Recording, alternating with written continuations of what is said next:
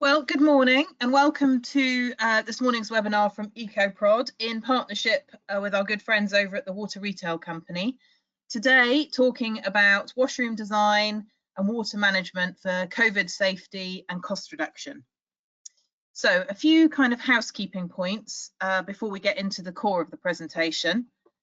Could you just move the slide on, please? So we are recording the session this morning so that we can send you a copy of both the recording and the slides once the session has finished. That will come out via email to you later this afternoon. You will notice that all of your mics are muted, so we can't hear you.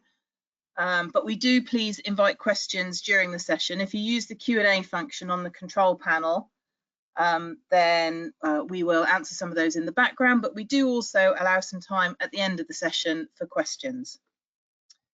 Could you move the slide on, please? Rachel, it won't tab on at the moment. It's frozen.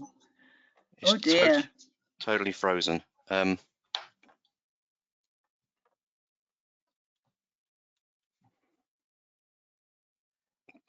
know what's happening. Try and escape and come out again. Yeah, I'm just trying that. It's totally frozen.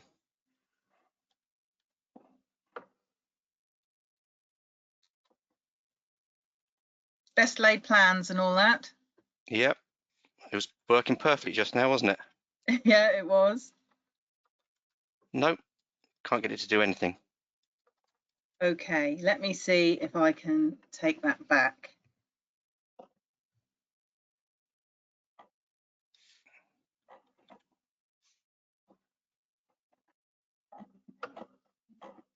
Okay, can you see my screen now? Yeah, I see your screen now.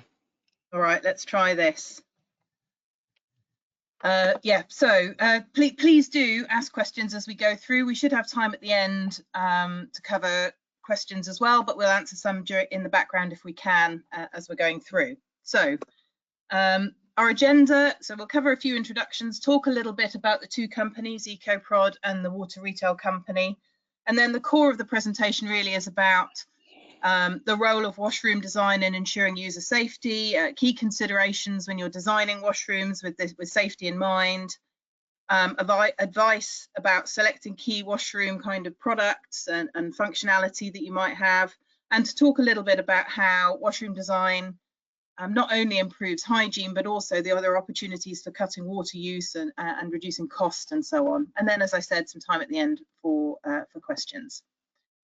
So a few introductions. My name is Rachel Clinton. I'm on the business development team here at EcoProd. I've got two of my colleagues on the line. I've got Marcus Rose, who's the managing director of EcoProd, and I've also got Jacob Tompkins, who's CTO over at the Water Retail Company. So Marcus, shall I hand over to you for an introduction about EcoProd? Yes, thank you, Rachel, and good morning to everyone in the audience who's joined us this morning for this webinar. Before I introduce Professor Jacob Tompkins, I'd just like to give everyone a bit of background about EcoProd. I'm the founder, and the beginnings of EcoProd evolved during 2006, where I could see a need to address the issues of water and energy saving within commercial washrooms. Back then, we'd come through 3 consecutive dry winters, a spring drought, so the concept of ecological and economical products was born. Just to explain my background, I'm actually a mechanical engineer of trade and training with 30+ years of experience in the industry. At EcoProd, the whole sales team take a consultative approach to sales, whereby we aim to engage with our clients and prospects to firstly understand their needs and wants, and then this is backed up by technical knowledge and support to deliver best practice solutions within the washroom environment. Water saving obviously is our passion, where we aim to achieve a return on investment timeline through projected savings achieved, and this is also coupled with a reduction in reactive maintenance through the introduction of high quality products that have design features that reduce maintenance. We work very closely with the high quality product brands we represent here in the UK and are actually often selected for new product development. So the purpose of this webinar is to convey that we need to look seriously at our washroom environments. For those of us in facility management, we have a duty of care to advise best practice. Along with that, we also need to understand the responsibilities upon us for water management, quality and control. I appreciate that's a huge subject and no two buildings are the same, but with the current environment we now find ourselves engulfed in, we must start looking at these requirements as we have a legal obligation to do so. So this is exactly why I've always enjoyed working with Jacob, which has been for over a decade now. I've always appreciated his in-depth knowledge of the water industry and expert advice. Together, we've actually often discussed improvements in product design and water management within washrooms, but now you're probably going to hear a bigger picture around adopting a much broader water management plan and how the water retail company can help you. So I'd like to introduce Jacob Tompkins. Hi everybody, I'm Jacob, water retail company. So about 3 years ago, the UK English water market opened. So customers are now allowed to choose their water retailer. So they're allowed to choose who they buy their water and wastewater services from. This already existed in Scotland, but now we have a whole Great Britain market. We are one of the new water companies established when the market opened. We mainly serve hospitality and leisure property management companies. We do have a few factories, and I think by accident we also have a fish and chip shop. But generally it is large multi-site customers, around £10 million worth of water and sewerage spend at the moment. The reason we set up the company was specifically to promote water efficiency. So yes, we sell water and sewerage services, but what we really want to sell is strategic planning for water. We think that now is a really good time for companies not just to think about the price of water and how much they spend on water, but to think about the whole strategic approach to water for their business. And that's why, I mean, I've known Marcus for about 15 years and worked with him on water efficiency issues. But that's one of the reasons why we're doing these webinars with EcoProd. We think that companies should be looking at everything from the design of washrooms, the design of boilers, the layout of their pipe systems, how they monitor for leakage, how they pay for water, where they get their water from, whether there's water reuse, whether they're harvesting rainwater. Now is the time to look beyond just bills and to start to look at new technologies, new innovations in water that will help with water efficiency, that will help with energy efficiency as well, because about a third of energy use is on heating and pumping water, that will help with customer and staff safety. And as Marcus says, this is a legal obligation, but it's key now to any business. And the virus has pushed this even more. But previously, with things like Legionella and other waterborne and sprayborne diseases, it's been a growing agenda for quite a while. We basically think that if companies can manage their whole water system and put in place a water strategy, it will cut costs. It will improve efficiency in other things like manufacture and the way their systems are managed. It will be good for their customers and their staff, and it'll be good for the environment. Next slide, please.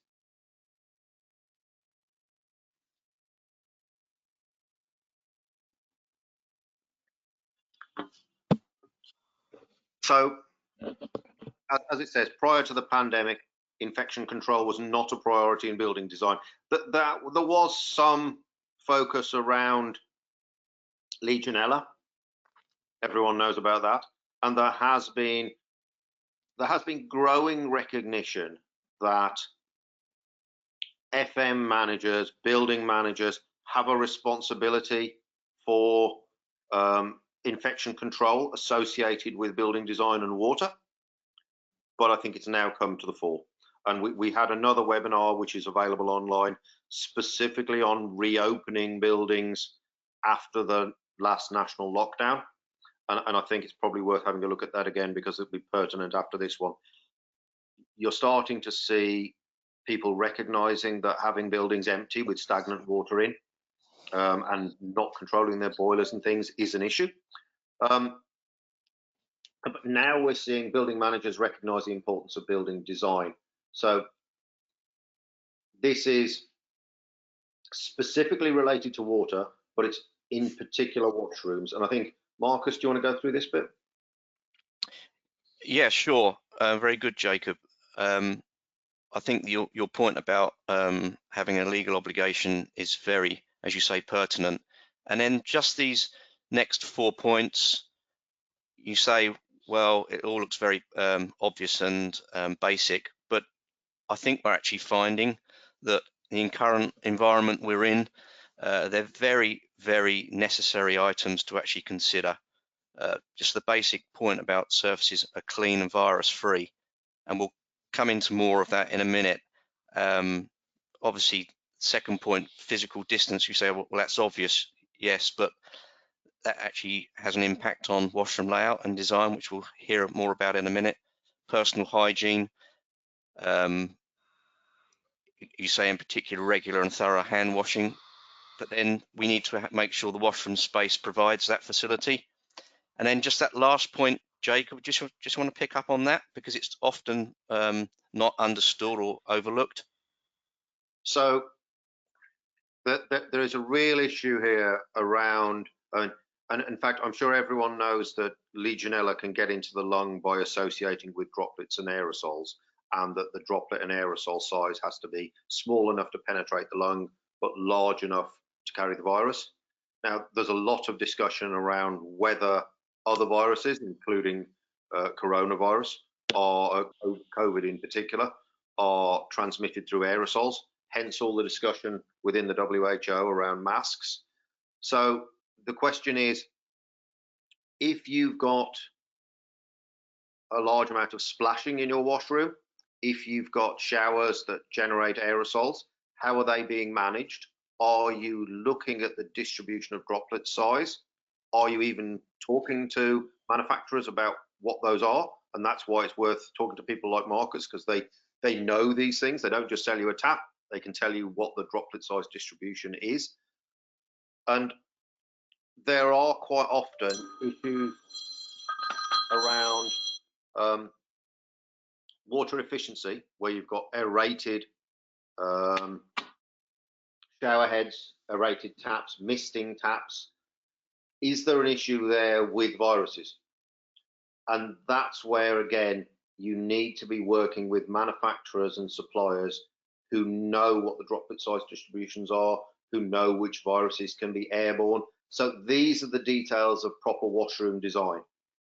I would beware of just specifying what looks nice or what fits with the look of your washroom. It needs to be designed holistically. You need to think about things like viruses. I mean, we've been working with a lot of our clients at the moment during the last lockdown and the reopening around things like physical distance, around things like shared shower rooms, the number of sinks, how close they are to each other. These things have now come into focus, but really these things should have been designed in from the start. It's not just coronavirus. There will be other viruses, and there are other viruses, and it should have been thought about at the beginning. So washroom design is about water efficiency. It's about the way that the public and guests use the washroom, and it's about hygiene. That there are a large number of things that need to be looked at. Next slide, please. So key considerations when designing safer washrooms in a post-COVID era. First point, form versus function. Now, first point there, consider what the washroom is being used for and whether the priority is form or function, coupled with know what your washrooms are going to be used for so they can be designed for that purpose. You might say to yourself, well, it's very obvious, but because of the situation we find ourselves in, we're actually going to have to differentiate between the next point there, the project we worked on at Spurs Stadium. The corporate areas, it was obviously form, image, look, feel, and then in the general areas, function, because of the sheer volume of personnel. And I think it's quite key that washroom design and persons responsible for that should actually make sure they understand the throughput through their washrooms, what it's going to be, what the footfall is going to be, and also to understand the split between ladies and gents, because you, in a particular environment, you might have more of one gender, in which case you need to make sure the design of that washroom is in keeping with that footfall. And that last point there, form and function aren't mutually exclusive. You can achieve a high-end finish on a budget. We've worked with many clients that have achieved a very good finish, that people actually looking at those projects would think, wow, this must have cost a fortune. It doesn't. If you plan it carefully, you plan it strategically from the beginning, you can actually produce an excellent finish using good quality products and managing the process. Make sure that the whole thing is stepped program, so you eradicate unnecessary costs and you can actually produce high-end finish washrooms on a budget that's affordable. Next slide, please. So managing the flow of users around the washroom. For high volume, it's better to have separate entrances and exits situated as far apart as possible, and make sure the external signage is correct so that people understand that the washroom has a one-way flow. So outside, don't just put a gender sign and which everyone thinks is the entrance to the washroom. You need to make sure that they understand that it's an exit or an entrance. And then where possible, use stagger partitions rather than doors, so that we actually eradicate any unnecessary touch points. That washroom design is actually becoming more and more common. Sometimes it's not possible, which is understandable, but where it is possible, that form should be taken on board. And then consider the placement of all the products in the washroom, WCs, urinals, sinks, and showers if they're installed, and make sure that not more than one function is taking place in one area. And that actually will eradicate the need for persons to double back in the washroom, bumping into each other, etc. And that last point there is a problem that was actually put in front of me. Edinburgh Airport, they had serious flow issues because of washing of drying hands in exactly the same area.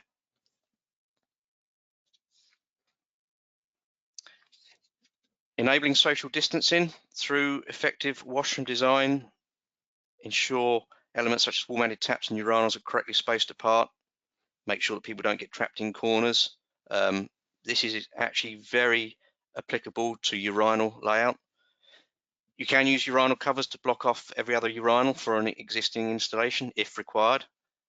And there are now systems available to assist with the control of the number of personnel within the washroom if this is a requirement, and we can help you with that. We can steer you in the right direction if it's a requirement for your clients. And then signage, very important that people, your guests, your staff, they know exactly what to do and how to do it. Make sure that you convey what steps you're taking to make them safe, and make sure you promote efficient use of water, as well as explaining how to use the facility safely. It's quite key that. Make sure you promote and let everyone know what you're doing in terms of water efficiency and energy efficiencies. What you'll find is you'll find your client or whoever you're working with, your prospects, they'll actually appreciate it because you're actually informing them, and you're more likely to get buy-in from visitors, guests, etc., because they actually appreciate what you're doing on their behalf. And then floor markings can be used to ensure one-way systems are kept clear. It's also, Mark, it's also worth pointing out with the signage on water efficient use. The signage itself can actually reduce consumption. So there are papers and evidence showing sort of up to 10–15% reduction in water use just because you've told people about water efficiency or told them that the devices they're using are water efficient. There's a positive feedback loop there.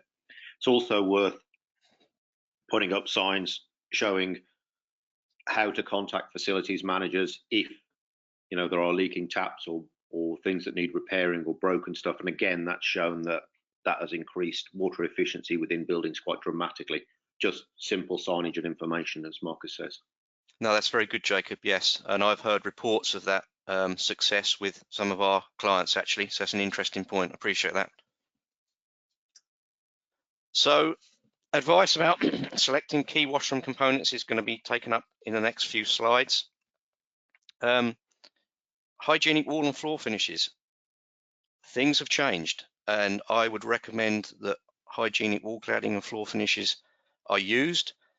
Second point there, avoid tiles. We're not saying don't use them. So in the washrooms that demand form, corporate areas, higher end quality, we've actually just worked on a washroom fit out project, which is a fairly high end corporate location, and they've actually selected tiles, but they're very large. We insisted that they chose the largest tiles possible, so the grout number of grout joints were kept to a minimum. But in that location, they have cleaners all the time that building is open, so they're actually able to keep on top of the hygiene.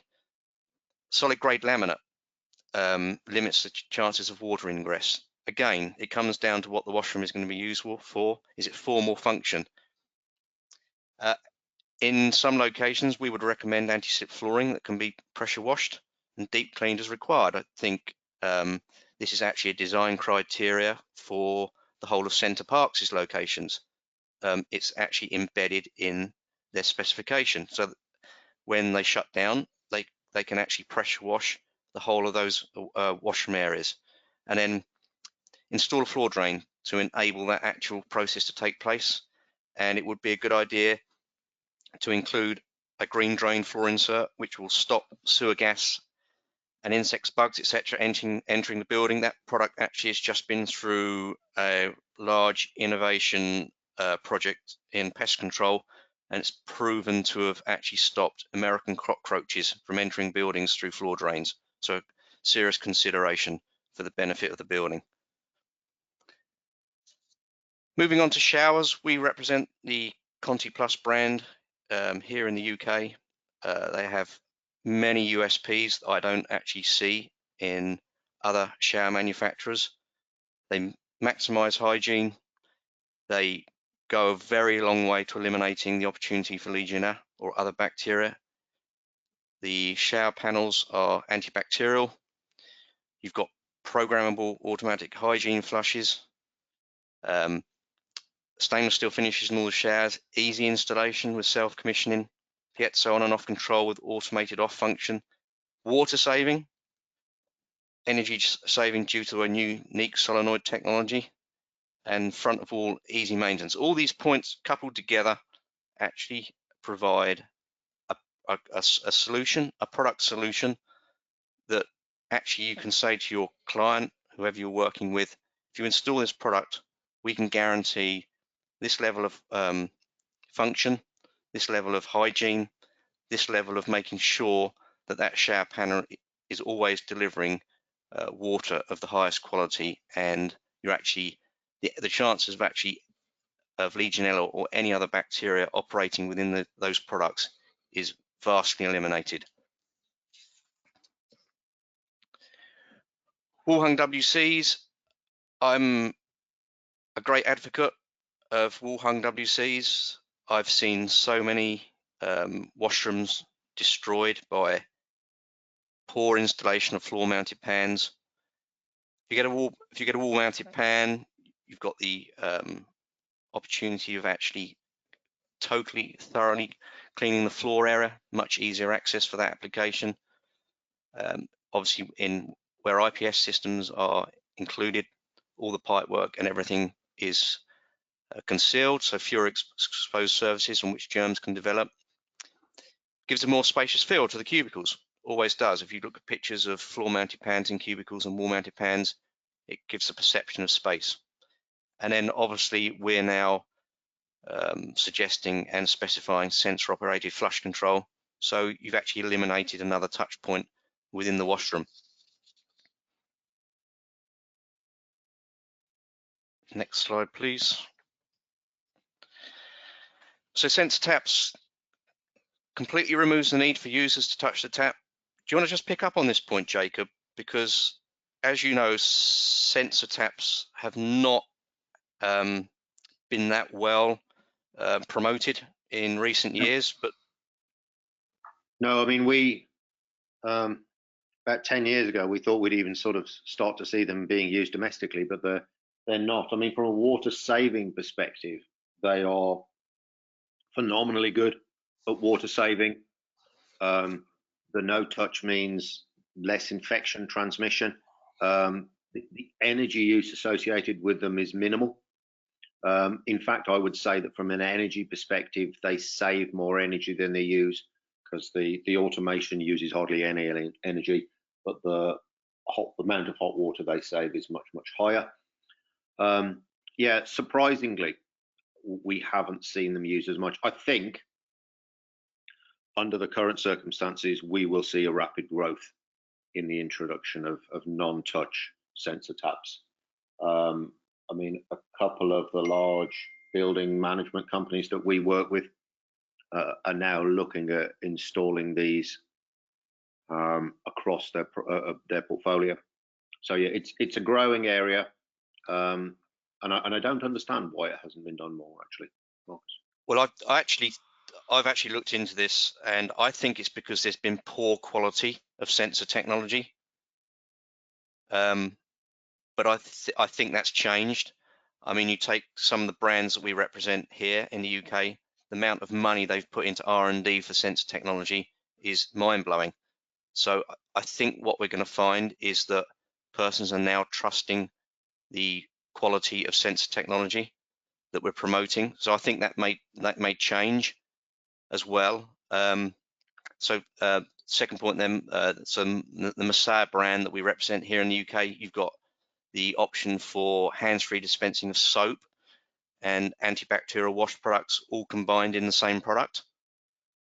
And then the Conti sensor technology can detect the environment in which the product is operating, and that is unique. So I think we'll find, Jacob, that as these quality brands become known, as persons become aware that sensor technology has moved on leaps and bounds, I think we'll find, as you say, the application of sensor tap installations more frequent. I mean, you're right. I mean, 20 years ago, when they were first sort of being rolled out on a large scale, they used to trigger for a whole range of reasons wrongly, I think, and there were issues about them not turning on in some circumstances. But the technology has moved on massively now. I mean, so yeah, that's the next growth area in my view. No, yes, and I fully agree with you. Yes, and so the benefits that we promote here at EcoProd, so contact-free hand washing, simple installation, self-commission in 10 seconds. What you want, what your client want, and what your engineers want is they want a plug-and-play product.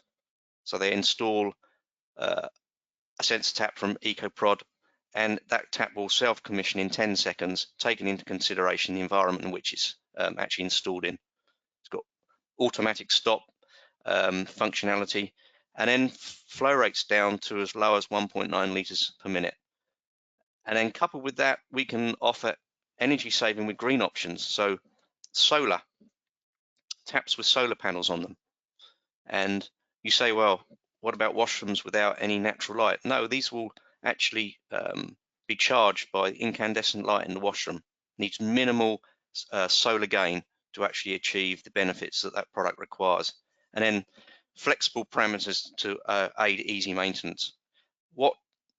To come back to the point I made at the beginning about reduction reactive maintenance, it's very key that in washroom design, you're not only thinking about its form and function for the customer, for the guest, for the visitor, you need to think about it in terms of maintenance. What are you specifying? What are the products you're specifying? What's their life cycle? What's the maintenance schedule around those products? You need to make sure that you've considered going forward what the cost of maintaining that washroom is going to be, and make sure that it's actually going to be the same year on year. It's possible. It is absolutely possible if you install good quality products that are backed by high quality manufacturers.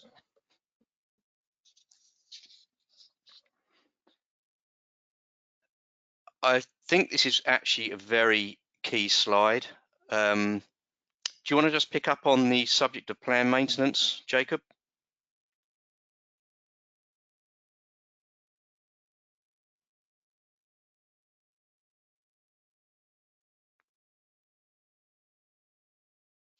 So Jacob's obviously off air. So No, sorry, I'm here. Are you? Yeah, sorry, I was talking to myself there. Yeah, in my view, all businesses should have a water strategy, and this schedule of maintenance and reporting should fit into that. I mean, the water strategy could be as simple as a sheet of paper just saying who's responsible for water, how is it reported, you know, what's the phone number for your water wholesaler in case your water goes off, where are your key points, if there was a water interruption, how would you restart your business? And we did a lot of work with businesses on how they would shut down and restart, and the number of them that didn't have a strategy was quite shocking. Water is expensive. It's very important to your clients and your guests and your users. It's also a vector for disease potentially. So it's crucial that you have a strategy for this. You probably have an energy strategy. You absolutely need a water strategy. And with a schedule for maintenance and with proper reporting, you can observe water use in different areas of the washroom, which will give you an idea of how much you could save if you put in new appliances. It can also give you an idea of whether there's leakage occurring, and it can give you an idea of cost, because quite often people do not think about the cost of water, nor do they think about the cost of energy embedded within that water. No, very. Yeah, I mean, we're more than happy to help people with water strategies or point them in the right direction, as is Marcus. But it is key. If you are a business of any sort, one of the things that the lockdown must have taught you is you need a strategy. There was a real concern around the potential for Legionella or stagnant water hygiene issues when people restarted. And as I say, the number of people without water strategies, the cost that they had was much higher because they didn't know how to deal with these things. And also on planned maintenance, Jacob, this comes down to longevity of product as well. I hear so many persons say or blame a product, and then when we drill into it, it's never been maintained. I mean, we all expect our cars to have a service. If you actually put in effective planned maintenance and it's reported on, you will find your washrooms and your products within them will last much longer. So I mean, that itself has been costly. Yeah. Yes, I mean, particularly in hard water areas, or one of the other things is that quite often you can get scale buildup within pipes that will reduce the efficacy of heating. They will also reduce flow in certain areas or give you inappropriate flow patterns. Now, a lot of the products that people like EcoProd have mechanisms built in to stop this. But as Marcus said, they need maintaining. Yep. Yeah, and just that on the third point there, consider installing an intelligent water management system such as Conti CNX, or an automated leak detection system like Aqualytics. These products report in real-time information, and I think I'm right in saying that some insurance companies are now endorsing these products. Yes. So I think, again, technology has moved on. There's I mean, actually, the interesting thing with the automatic leak detection is they can also cut off the water. So we're at the yes, point now where they can remotely turn off the water if they detect a leak. And there you're talking about, potentially mitigating hundreds of thousands of pounds worth of damage and businesses having to be shut down. So this, I mean, this is sort of the top level of water strategy. But at the very basic level, read your water meter to check whether there are leaks, to know where your stopcock is, know where your water meter is, know who your suppliers are. Those are the basic things. But once you start to do that, you'll realize how much money is being spent on water and the associated energy for pumping and heating. And then, yeah, you'll look and see the advantage of things like Conti or Aqualytics for water management.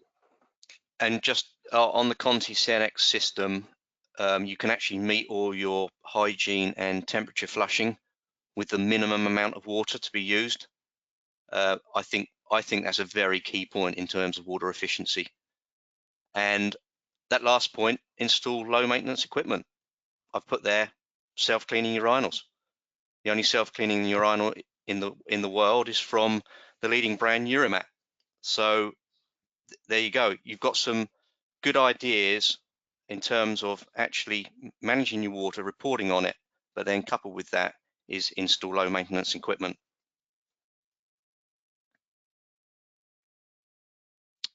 Use the right products for cleaning. Now, most of the points on that slide are in relation to the Urimat waterless urinal technology, but use products that are safe.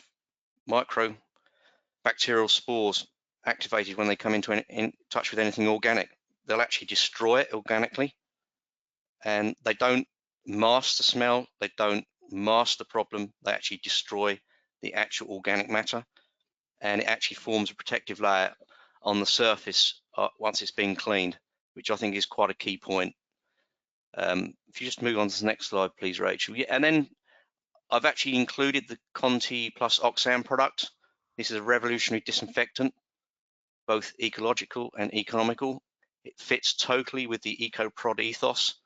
I've actually only included the Conti Oxan Clean product there, which is for hands, surfaces, tools, equipment, etc. But there are 3 other brands within the Oxan portfolio. We have Fresh, which is for room fogging, air conditioning systems, car fogging. We have Zero, which is for the introduction to water systems. And then we have Prime, which is actually for the disinfection of swimming pool filtration. So I've just touched on what is actually applicable to the washroom environment there, which is Oxan Clean. But this is a revolutionary product, and we'd gladly follow up after this webinar with some further technical details so that everyone in the audience actually understands what that product is and why it's been launched. So cutting water use and costs with effective washroom design. Just 5 points there, just to review what we've gone over. Jacob, do you want to make a comment on just the collective there? Yeah, I mean, simply by managing water and installing the right type of water saving products, you can reduce your water consumption by up to 30%. And if you think about it, quite a lot of that will also be hot water, so it will make a significant impact on your energy use and your carbon emissions. So a lot of these washroom refurbishments, the return on investment is actually quite quick, which is why we work with people like EcoProd, because proper washroom design and a proper water strategy can deliver quite large savings for, well, particularly in the hospitality sector or the building management sector. And these things now have moved on a lot in the past sort of 10 to 20 years. So waterless urinals, there was always an issue. around do they smell? No, they don't. Are they easy to maintain? Yes, they are. And you're seeing a slow rollout of these. I mean, Marcus will be able to tell you, but it is the standard specification for quite a few large companies now. Sensor and low flow taps. Again, there seems to be sort of a pejorative view around, there was a pejorative view around low flow taps. That's no longer the case. By low flow, what we mean is highly efficient. It doesn't affect the impact on hand washing or hygiene. In fact, in many circumstances, low flow taps can be better because of the amount of wetting they provide. Again, low flow showers, you won't be able to tell the difference between low flow showers and high flow showers. With aeration or with colliding jets, you can provide a much better shower experience with a lower flow. And this has become almost standard now. Large numbers of hotel chains are using what would previously be described as low flow showers, yet people see them as high performance. Smart leak detection, we've touched on, but now there are systems with machine learning that can effectively learn how your business use water and then detect abnormal use. These are quite phenomenal pieces of kit now, and the amounts of savings that you can get from leak detection are very, very significant. And then things like Conti, CNX, you can manage all of the water within your whole building using an intelligent water management system. So as I said before, I think the first thing to do is a simple water strategy. So who's responsible for water in your business? Where you're getting your water from? Where's it going to? How much you're paying for it? And once you start to do that, you'll realize that the savings and the benefits are enormous. And then it's well worth looking at how the sorts of devices that people like EcoProd can provide will improve your water use, your customer experience, and reduce your environmental impact. All right, Marcus, do you want to talk about these in more detail? No, I think it's a very good overview, Jacob. I think the point we'd like to make to the audience is that technology has moved on leaps and bounds in the last 2 or 3 years. There's been a lot of research and development going on by good quality manufacturers, and now we're seeing these products come into the marketplace in the UK. You know, I think it's actually been a bit of a shake-up to the marketplace in terms of what's available for washroom design, included in washroom design. Now, a lot of it is coming from Switzerland, Germany, Austria, Italy, etc., but then further afield. And I think now's the time to actually look into this and actually see what products and technologies are out there, and then actually understand the amount of investment that some of these manufacturers have been putting into R&D over the last few years to bring these products to us. So no, good point. Yeah, I mean, I think the thing worth pointing out is that these water-saving devices are no longer weird. These are not unusual. These are mainstream. And as Marcus says, these are very, very high-tech developments that have come from, you know, physics departments within universities or the IT sector that are now being applied in washrooms. From a customer viewpoint and a consumer viewpoint, they won't see any difference. The only differences they will see are in terms of improvement and quality of service. The stage where water saving or environmental meant a sacrifice in quality or in service has gone. It is now the fact that the more environmentally sound products are much better in terms of quality of design and are much better in terms of customer use. A lot of the washrooms, you know, if your washroom is 10 or 20 years old, there has been a dramatic change, as Marcus says. And it's well worth looking at a refurb within the context of a wider water strategy. Likely. And just so the slide there, next steps, you can talk to us about your washroom setup. I can pick that up with the team here at EcoProd. We actually bounce a lot of inquiries we get in direct back to our manufacturers that we represent here. so that they actually can assist with the best specification and application. Talk to us about your water use and supplier.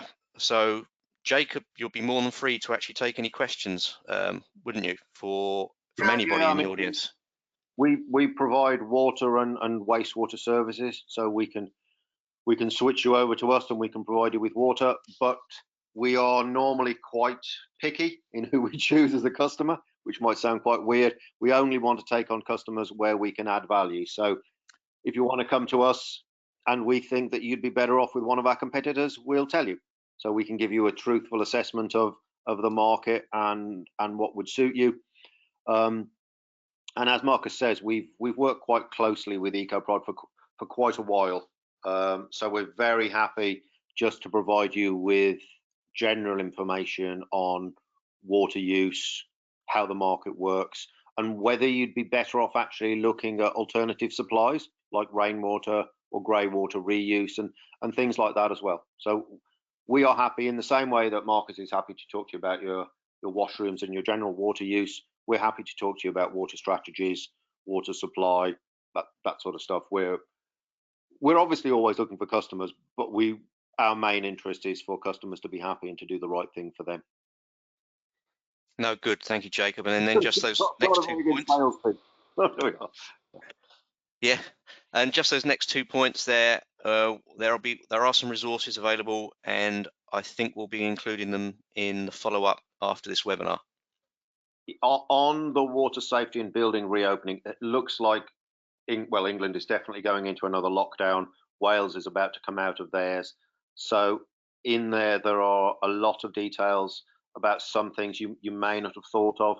The fact that once you return on your water, there may well be a change in pressure, that water companies are going to be varying pressure depending on the lockdown. So they will be dropping the pressure for industrialized areas, increasing the pressure in domestic areas. And that means when the lockdown finishes, that will switch.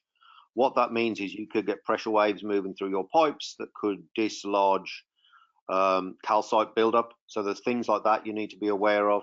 You also, as Marcus says, you also need to be aware of sewer gas from drains, so floor drains.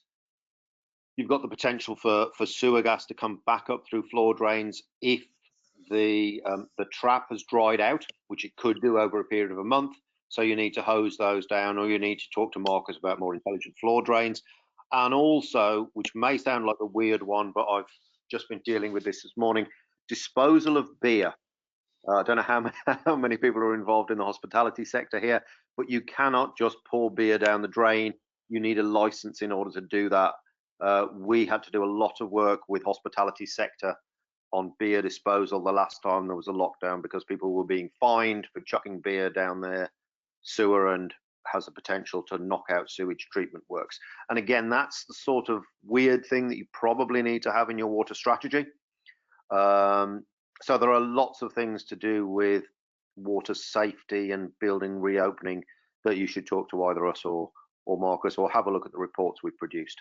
And there are also a series of water saving resources that EcoProd have put together, which is very, very comprehensive and extremely useful. And I would suggest that you have a look at those, because there are immediate things that you can do, simple low cost and no cost things that could knock 10% off your water bill straight away.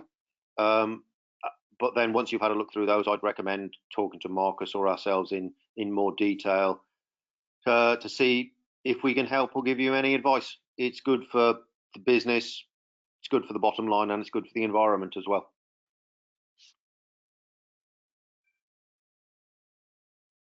So I do have a few questions that have come through.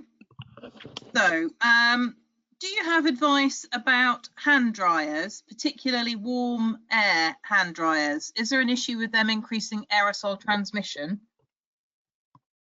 Do you want to pick that one up, Jacob?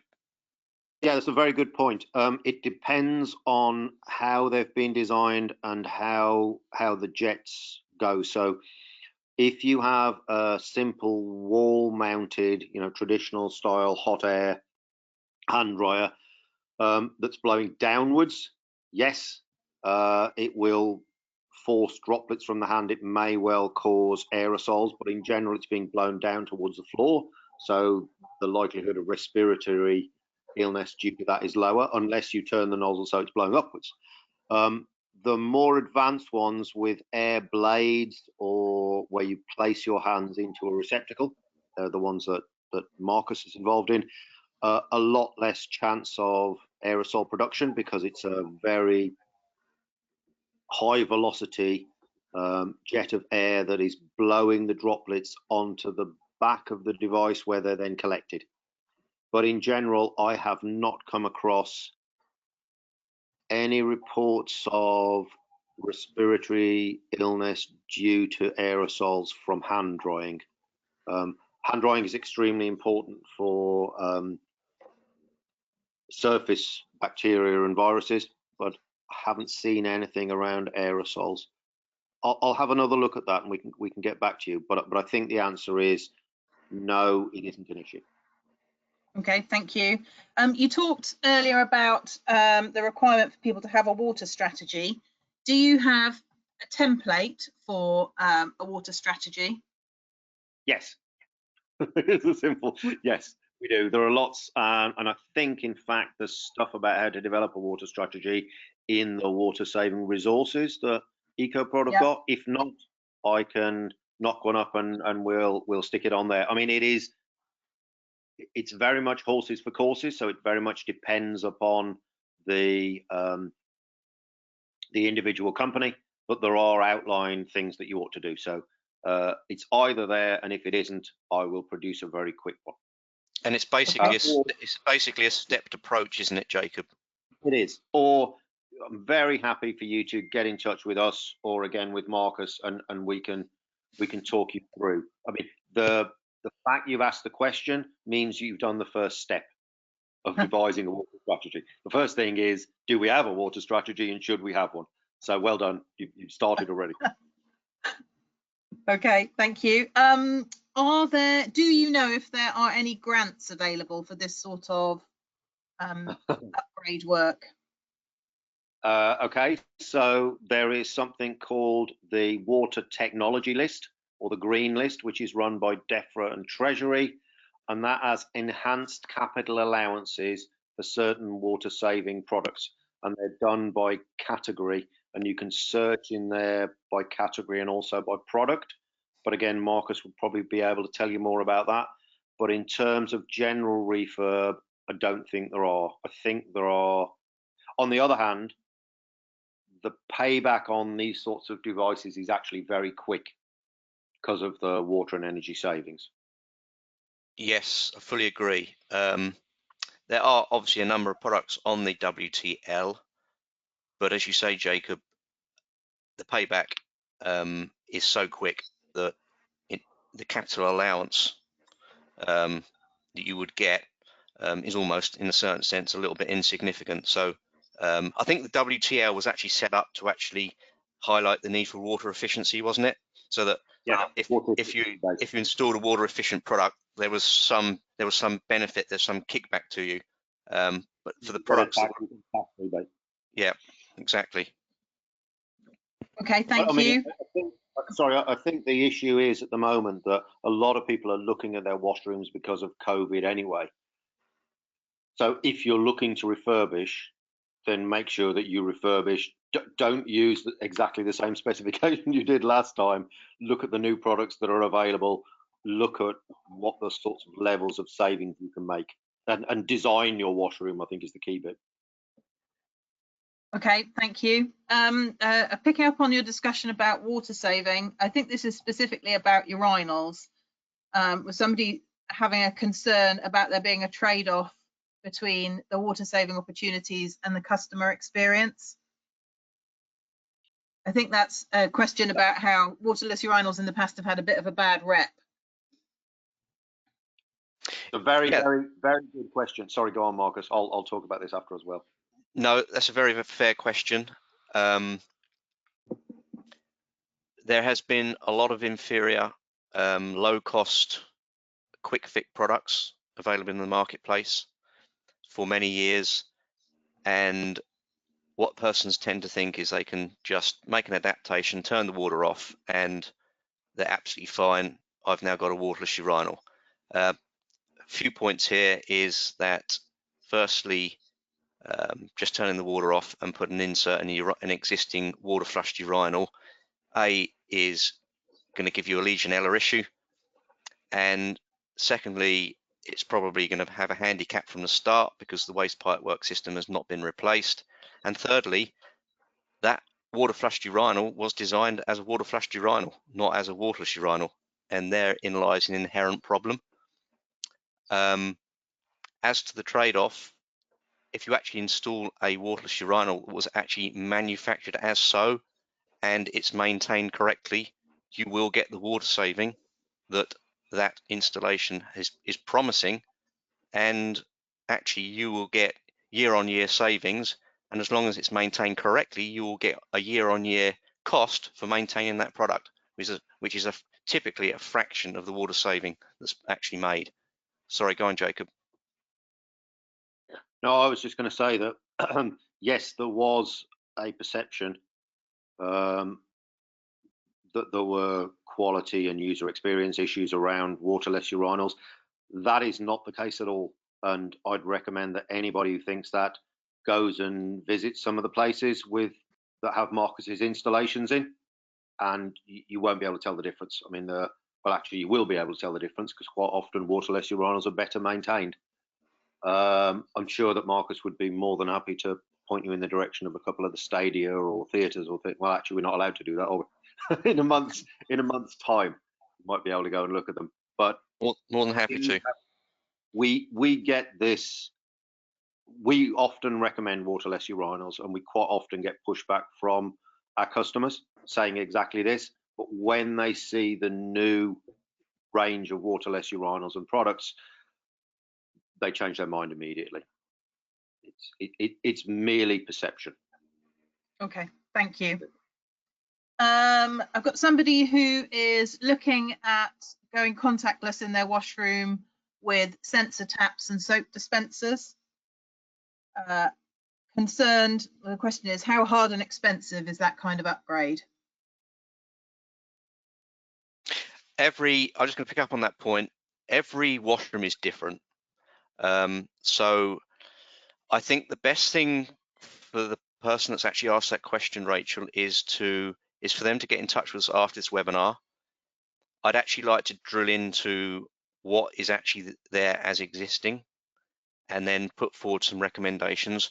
As you know, we've just gone through this exercise with two huge sporting venues who are actually looking at this very subject, and both those locations are completely different. So we've had to come up with a different solution for each of those clients. So maybe we can get in touch with that person that's asked that question after this webinar, and actually we can help them with a bespoke situation. Is that okay? Yeah, that's fine. I think I've got one last question, unless any more pop through while we're talking, which is, I think you talked about this right at the beginning. How do I find out details of the legal obligations that a building manager might have? I think I've got some links for that I could share. There's definitely some details on the Health and Safety Executive website with some materials there.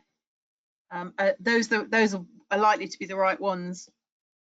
Yes, all those types of questions are actually would actually be answered by the HSE. Okay, all right, then I will forward that. Out, though, that there have been recent prosecutions for FM managers around contamination from water within buildings. So it is a very serious and live issue. There've also been prosecutions from water companies around disposal of stuff for sewer as well, which reinforces the need for a water strategy. Okay, thank you. Okay, then I think I have reached the end of the questions, so I'm going to close our session off today. So thank you very much to all of the attendees today. Thank you very much for attending, and thank you very much, Marcus and Jacob, for your presentation. More details with all of the slides and the recording, the links will be out later this afternoon. So we look forward to seeing you on another session sometime soon. Thank you. Thank you all. If you have any other questions you want to email to us as well, happy to take those. Great. Thank you. Bye. Thanks. Bye. Bye.